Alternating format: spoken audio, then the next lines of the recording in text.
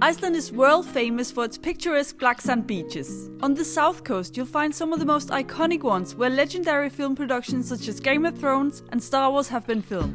This particular black sand beach has even been used in the popular entertainment series The Bachelor, where a buggy ride date was on the agenda. And yes, you can go on that same buggy ride yourself. In fact, if you're visiting the town of Vik, we highly recommend you add a black beach buggy ride to your itinerary. That's so much fun!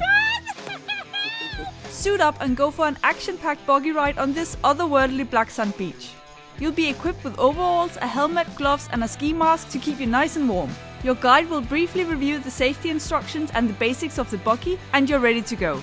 You'll be driving your buggy on the black sand beach over rough terrain and even through rivers, which is an epic experience. Not only will you feel the wind in your hair and the adrenaline pumping, but you'll be cruising through the stunning sceneries of this world-famous black sand area. Buggies are safe and easy to drive, but you do need a valid driver's license to be behind the wheel. As passengers, the buggy ride is a fun activity for children over the age of 6 as well.